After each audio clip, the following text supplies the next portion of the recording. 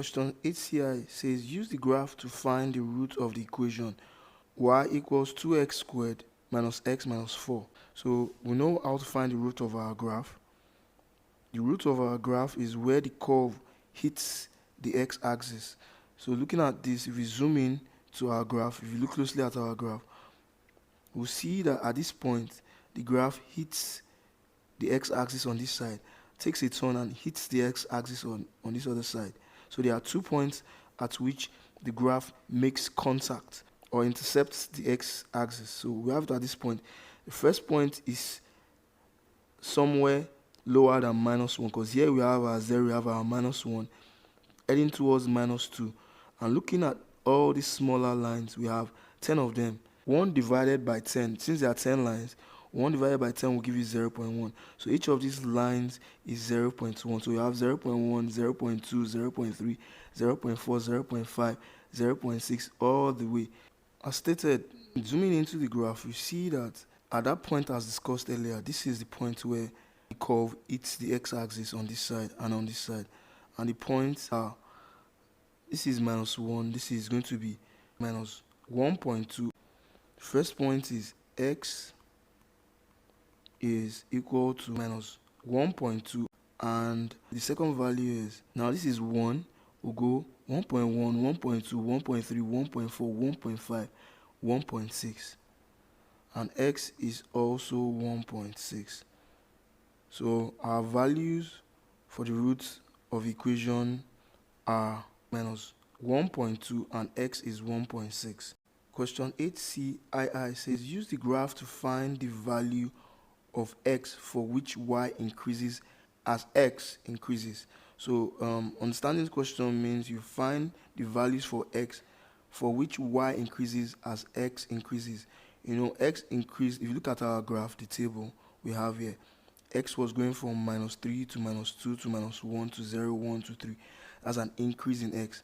So where does it start showing an increase in x and a y2 was increasing? Now look at this first. The first point is when x increased from -3 to -2, y dropped from 17 to 6. So the graph kept going down as we kept moving on the x to the positive side of x.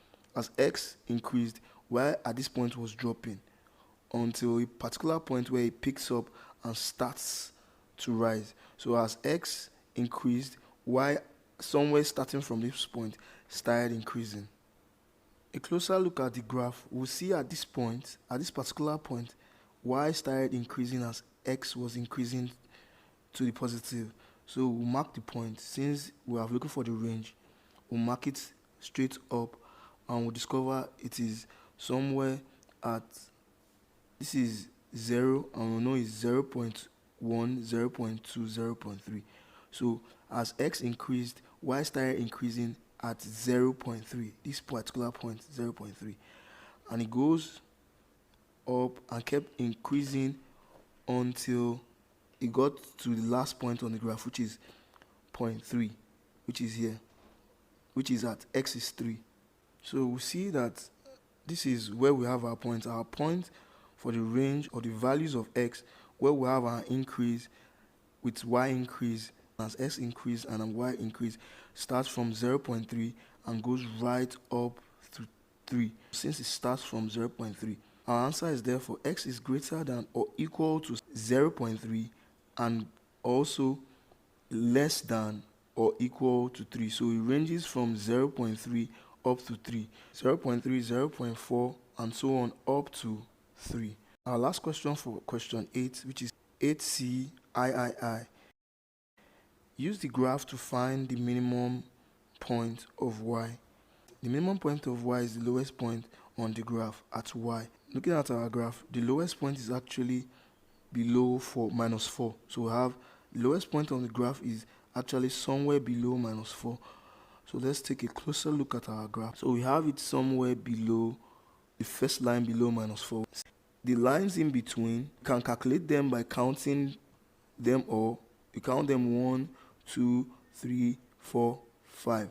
And since they represent 1, you divide 1 by 5 and you get 0.2. So 0.2 you've gotten means each of these is 0.2. So you have them 0.2, 0.4, 0.6, 0.8. You keep adding 0.2 to each value, and it is done by counting all the inner lines, skipping the 0.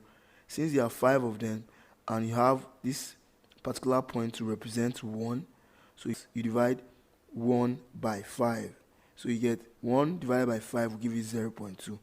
And for whatever scale you're using, that same format still works. You count the amount of lines, then the particular number that line represents, you divide it by the amount of lines. Then you get the inner divisions. Since the inner lines are at 0.2 as discussed, because you have 4 and 5, and you have to go 0.2, 0.4, 0.6, 0.8, then 5.0.